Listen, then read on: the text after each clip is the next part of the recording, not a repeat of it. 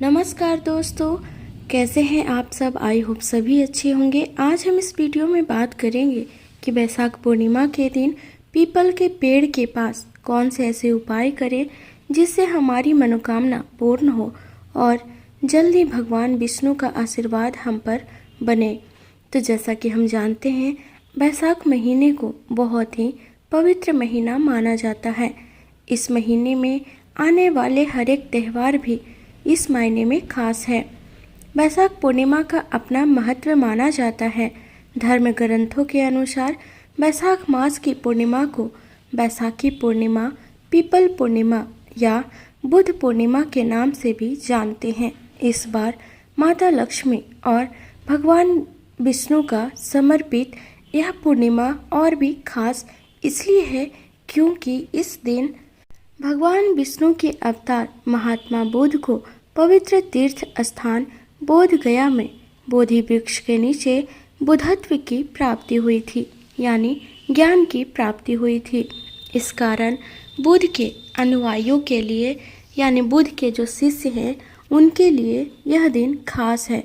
लेकिन महात्मा बुद्ध को भगवान विष्णु का 9वां अवतार भी बताया जाता है, जिस कारण यह हिंदू धर्म के अनुयायियों के लिए बहुत महत्वपूर्ण दिन माना जाता है।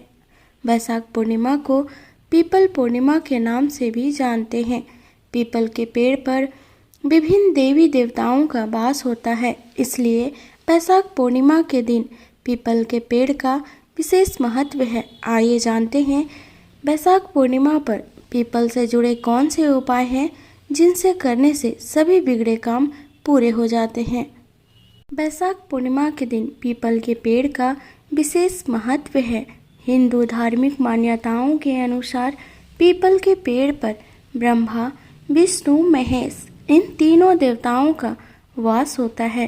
पौराणिक मान्यता के अनुसार पीपल के पेड़ पर हर वक्त माता लक्ष्मी का वास होता है, इसलिए बैसाख पूर्णिमा के दिन पीपल की पूजा करने पर विशेष लाभ प्राप्त होता है। जानते हैं कि बैसाख पूर्णिमा पर पीपल से जुड़े कौन से उपाय करें। तो पीपल के पेड़ पर जल चढ़ाने से पितृ दोष से मुक्ति मिलती है। जल में काला तिल मिलाकर पीपल के पेड़ पर अर्पित करें। जिसकी कुंडली में शनि दोष हो उसे पीपल के पेड़ की पूजा करनी चाहिए, जिससे शनि दोष का प्रभाव कम हो जाता है और उन्नति के अवसर प्राप्त होते हैं। शनि दोष से पीड़ित है तो इससे मुक्ति पाने के लिए बैसाख पूर्णिमा की शाम को पीपल के पेड़ के नीचे सरसों के तेल का दीपक जलाएं। पितृ दोष से निजात पाने के लिए न सिर्फ बैसाख पूर्णिमा पर बल्कि प्रतिदिन पीपल के पेड़ में जल अर्पित करें। जल देने के बाद काले रंग के कुत्ते को रोटी भी खिलाएं। किसी काम में अड़चन आ रही है तो बैसाख पूर्णिमा के दिन पीपल के पेड़ के नीचे बैठकर हनुमान चालीसा का पाठ करें। पौराणिक मान्यता के अनुसार पीपल के पेड़ पर सूर्योदय के पश्चात लक्ष्मी माता का वास हो जाता है, अतः स्नान करके पीपल के पेड़ पर दूध और जल चढ़ाने से मनोवांछित फल प्राप्त होता है। पूर्णिमा की तिथि को चंद्र पूजन करने से चंद्र दोष से मुक्ति मिलती है। बैसाख पूर्णिमा को बुध पूर्णिमा भी कहते हैं क्योंकि इस दिन भगवान बुद्ध का जन्म हुआ था। बैसाख मास भगवान विष्णु को अत्यधिक प्रिय है। ब्रह्मा जी ने बैसाख मास को सभी हिंदू महीनों में सबसे श्रेष्ठ और उत्तम बताया है।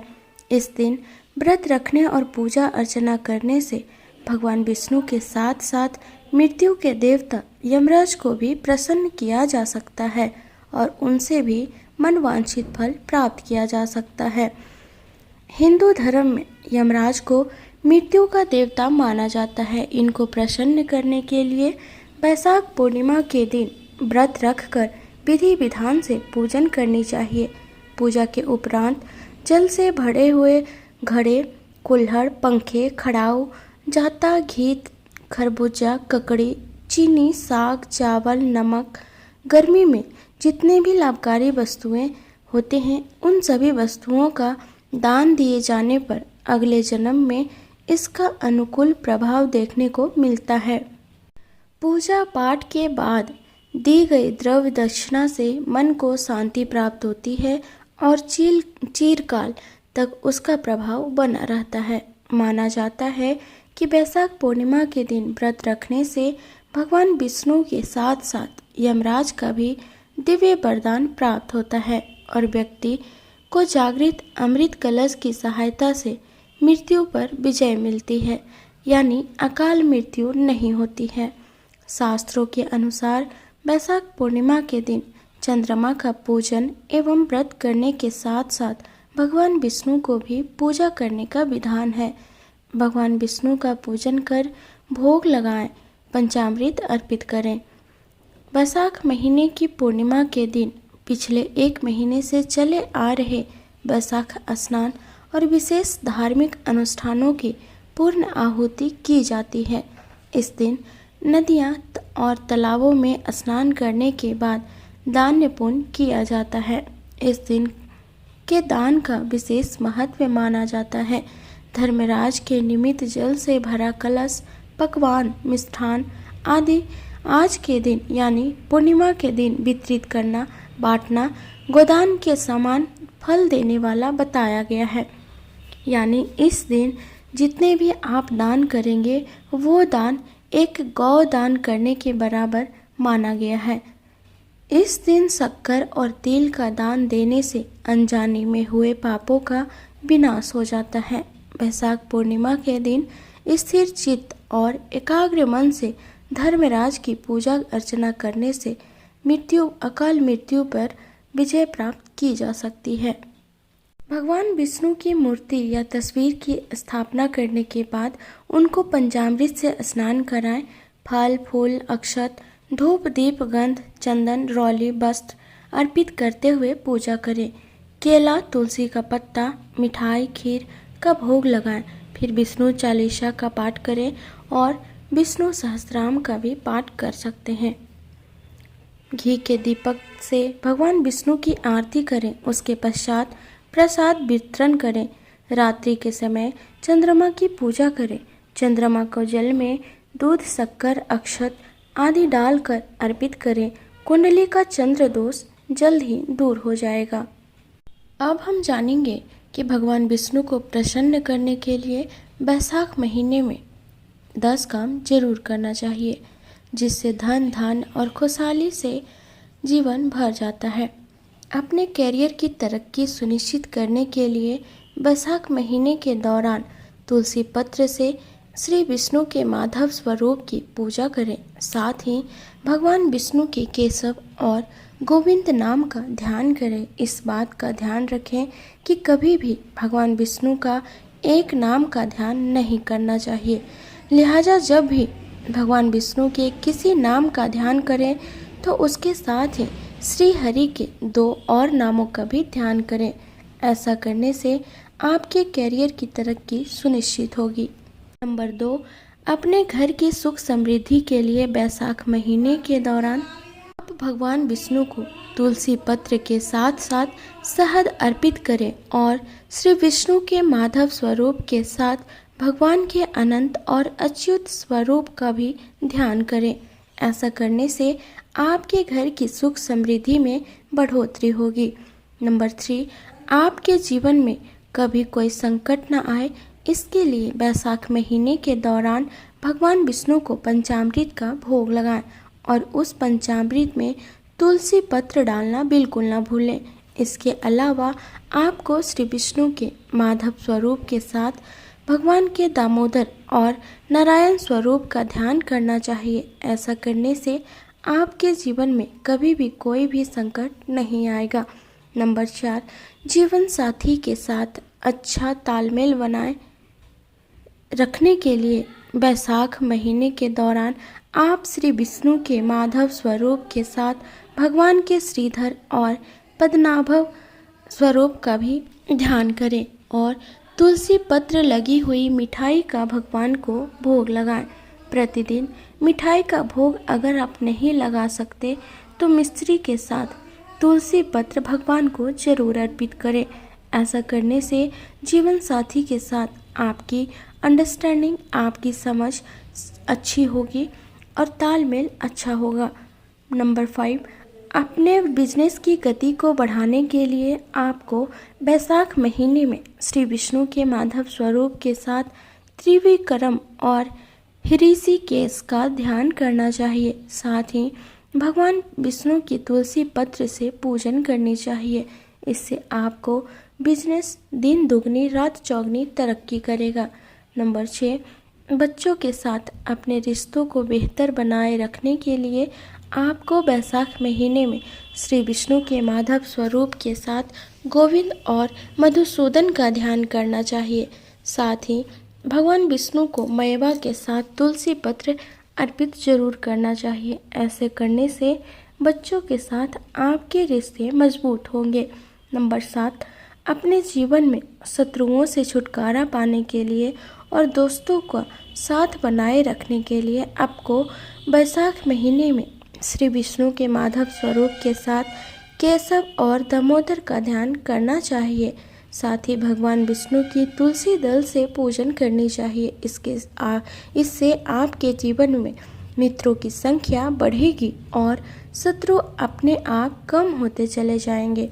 नंबर 8, आपकी अपनी आर्थिक स्थिति बेहतर करने के लिए आपको बैसाख महीने के दौरान श्री विष्णु के माधव स्वरूप के साथ गोविंद और नारायण का ध्यान करना चाहिए। साथ ही श्री हरि को आटे से बनी पंजीरी में तुलसी दल डालकर भोग लगाना चाहिए। ऐसा करने से आपकी आर्थिक स्थिति दिन पर दिन बेहतर होती जाएगी। नंबर 9, अपने दाम्पत्य जीवन की ऊष्मा को बनाए रखने के लिए खुशहाल बनाए रखने के लिए आपको बैसाख महीने के दौरान श्री विष्णु के माधव स्वरूप के साथ अच्युत और मधुसूदन का ध्यान करना चाहिए। साथ ही भगवान विष्णु की तुलसी पत्र से पूजन करनी चाहिए और उन्हें सफ़ेद या पीले फूल अर्पित करने चाहिए। ऐसा करने से आपके दाम्पत्य जीवन की ऊष्मा बनी रहेगी। नंबर 10, आपने किसी सरकारी काम को बिना अड़चनों को पूरा करने के लिए बैसाख महीने के दौरान श्री विष्णु के माधव स्वरूप के साथ अनंत और श्रीधर का ध्यान करना चाहिए। साथ ही तुलसी पत्र से श्री हरि की पूजन करनी चाहिए। इससे आपको सरकारी काम बिना किसी अड़चन के जल्द से जल्द पूरा होगा। अब हम जानेंगे कि अगर पूर्णिमा के दिन व्रत रखें तो उस दिन कौन से ऐसे व्यंजन खाएं। गुरु पूर्णिमा, जिससे हमारा पूर्णिमा का व्रत पूर्ण हो, जबकि प्रसाद में विनम्र व्यवहार होते हैं। व्रत रखने वालों को कुछ खाद्य पदार्थों से परहेज करना पड़ता है। इस दिन व्रत रखने वालों को मांसाहार से परहेज करना होता है। यहाँ तक कि अनाज में भी खाने की अनुमति नहीं है। गुरु पूर्णिमा व्रत में नियमित नमक भी वर्जित है। पूरे दिन सात्विक आहार का पालन करें, जिसमें उपवास करने वाले लोग फल और दही या दूध का सेवन कर सकते हैं। साबूदाना खिचड़ी भी आप खा सकते हैं। धार्मिक उपवासों के दौरान खाए जाने वाले सबसे आम खाद्य पदार्थों में से एक है। गुरु पूर्णिमा को वेद व्यास के जन्म के दिन के रूप में भी मनाया जाता है। अपने समय के सबसे बौद्धिक और उच्च शिक्षित पुरुषों में से एक वेद व्यास ने महाभारत और पुराणों जैसी अच्छी तरह से स्वीकृत शास्त्रों को लिखा है, जो आज भी पढ़े जाते हैं और उनका पालन किया जाता है। अपने आप को अज्ञानता से मुक्त करने के लिए और ज्ञान की प्रचुरता से स्वयं को प्रबुद्ध करने के लिए जो महान भगवानों को प्रदान करना है, गुरु पूर्णिमा व्रत कई हिंदुओं द्वारा मनाया जाता है। शाम को प्रार्थना और अनुष्ठान किए जाने के बाद मंदिर में भगवान को भोग या प्रसाद चढ़ाकर व्रत तोड़ा जाता है। इस पवित्र भेंट में आम तौर पर पंचामृत या चरणामृत होता है।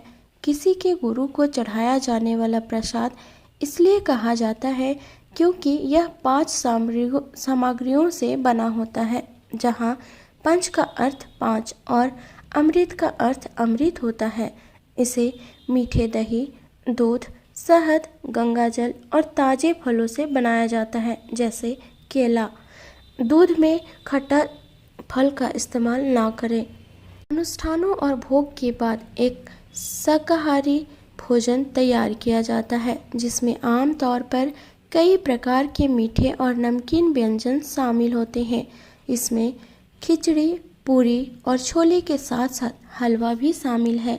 गुरु पूर्णिमा के भोजन के रूप में कई मिठाइयाँ भी बनाई जाती है, जिनमें लड्डू, खीर और सोन पापड़ी शामिल है। आई होप ये वीडियो आपको पसंद आया हो। लाइक एंड शेयर करें, और अगर आप मेरे चैनल पर नए हैं तो प्लीज़ सब्सक्राइब कर लें। धन्यवाद।